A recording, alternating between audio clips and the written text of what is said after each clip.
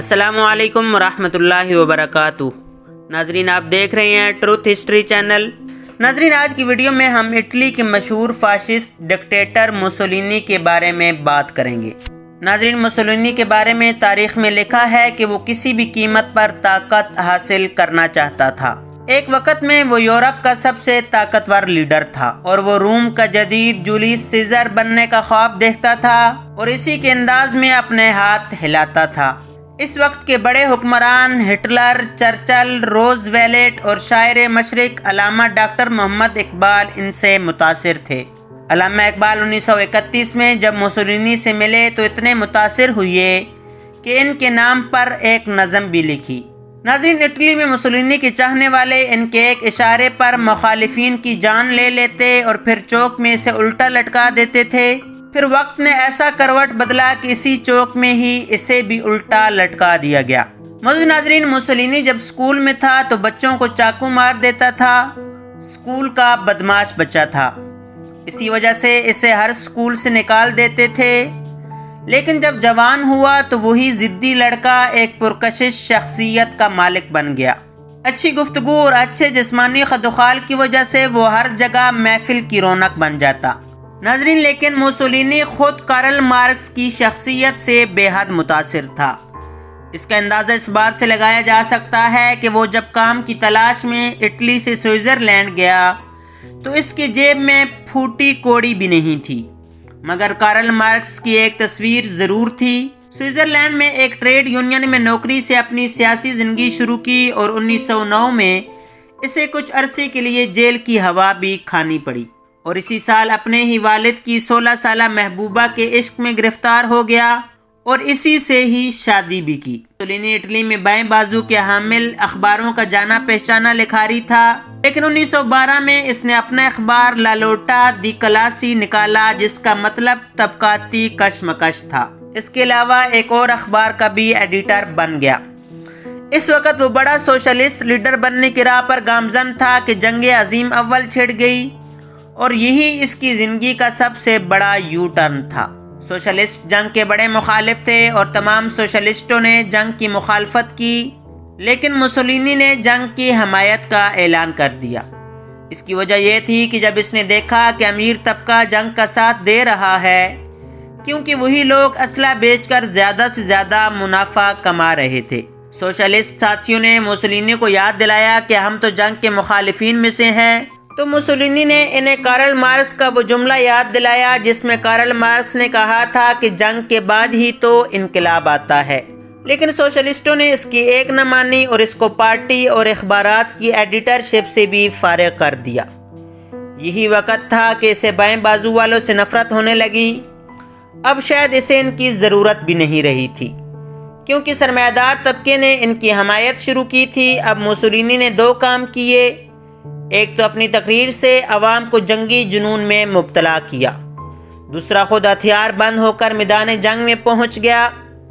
جنگ ختم ہوئی تو اتحادی اور اٹلی جنگ جیت چکے تھے۔ اس کے اٹلی واپسی پر اس کا ایک فاتح کی طرح استقبال کیا گیا، لیکن اٹلی کو اتحادی طاقتوں سے شکایت تھی کہ جنگ سے اسے کم حصہ ملا ہے، صرف آسٹریا کا چھوٹا سا علاقہ۔ باقی سلطنت عثمانیہ کے تمام علاقے، شام، عراق اور دیگر علاقے برطانیہ اور فرانس نے آپس میں تقسیم کیے تھے۔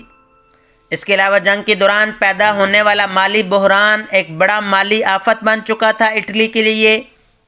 موسولینی نے اسی مالی بحران سے بھی فائدہ اٹھایا اور لوگوں کو نظام سے بغاوت پر اکسایا۔ اس نے اپنی تقاریر میں کہا کہ اب اٹلی کو ایک آزاد حکمران کی ضرورت ہے جو دنیا میں اٹلی کے وقار کو بلند کرے۔ موجودہ نظام نے اٹلی کو دنیا میں رسوا کر کے رکھ دیا ہے۔ یہاں اس نے ایک اور یو ٹرن لیا، وہ یہ کہ اب اس نے اطالوی قوم پرست بننے کا دعویٰ کیا اور عوام تو ویسے بھی اسے چاہتے تھے۔ اس کا بھرپور فائدہ اٹھایا اور ایک قوم پرست جماعت بنائی۔ جماعت کا نام موسولینی نے فاشسٹ پارٹی رکھا، جس کا مطلب ہوتا ہے گروپ۔ اس کی وجہ موسولینی ایک جنگجو گروہ بنانا چاہتا تھا جو انقلاب کے لیے راہ ہموار کر سکے۔ موسولینی نے جماعت تو بنا لی، لیکن اس میں ایک کمی تھی اور وہ یہ کہ اسے ایک عدد دشمن کی بھی ضرورت تھی، کیونکہ قوم پرست جماعتوں کو اپنے تمام محرومیوں کا ذمہ دار ٹھہرانے کے لیے دشمن کی ضرورت ہوتی ہے اور مارکس کے نظریات کو سب سے بڑا خطرہ قرار دیا جو کبھی اس کو بے پناہ جاننے والوں میں سے تھا۔ فاشسٹوں نے 1920 تک تمام اٹلی کے علاقے اپنے قبضے میں لے لیے۔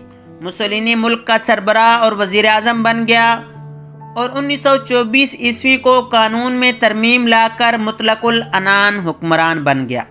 ناظرین، اسی دوران جنگ عظیم دوم شروع ہو گئی تو مسولینی نے ہٹلر کا ساتھ دیا۔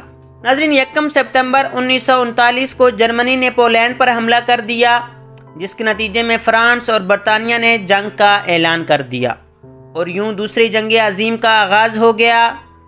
10 جون 1940 کو جب فرانس پر قبضہ ہو گیا تو اٹلی سرکاری طور پر جنگ میں کود پڑا اور اس نے جنوب مشرقی فرانس کے کئی حصوں پر قبضہ کر لیا۔ مسولینی نے افریقہ اور مشرقی وسطی میں برطانیہ کے خلاف ایک بڑا حملہ کرنے کے لیے اپنے فوجوں کی بڑی تعداد جمع کرنا شروع کر دی۔ اس کا خیال تھا کہ برطانیہ یورپ میں شکست کھا جائے گا۔ اٹلی نے مصر پر حملہ کر دیا اور فلسطین کے علاقوں پر بمباری کی۔ اس کے علاوہ اس نے برطانوی صومالی لینڈ پر بھی قبضہ کر لیا۔ برطانوی حکومت نے امن تجاویز کو قبول کرنے سے انکار کر دیا تو اکتوبر 1940 میں مسولینی نے اٹلی کی فوجیں یونان کی طرف بھیج دیں۔ برطانوی ایئر فورس نے اٹلی کے حملے کو روکا اور یونانیوں کو اجازت دی کہ وہ اٹلی کی فوجوں کو البانیہ کی طرف دھکیل دیں۔ اپریل 1945 میں جب اٹلی کی شکست یقینی ہو چکی تھی تو مسولینی اپنی محبوبہ کو لے کر سوئٹزرلینڈ بھاگ رہا تھا، لیکن دونوں کو اٹلی کی کمیونسٹ پارٹی کے ارکان نے پکڑ لیا۔ اس وقت اٹلی میں خانہ جنگی شروع ہو چکی تھی۔ 28 اپریل 1945 کو مسولینی کو جھیل کومو کے نزدیک گولی مار کر ہلاک کر دیا گیا۔ بعد میں مسولینی کی لاش کو میلان لے جایا گیا، جہاں اس کی لاش کو سر عام پھانسی دے دی گئی۔ ناظرین، یوں اپنی طاقت کے ذریعے دنیا پر غلبہ پانے والا مسولینی خود پھانسی پر چڑھ گیا۔ ناظرین، آج کی ویڈیو میں آپ نے اٹلی کے ڈکٹیٹر مسولینی کی ڈاکومنٹری دیکھی۔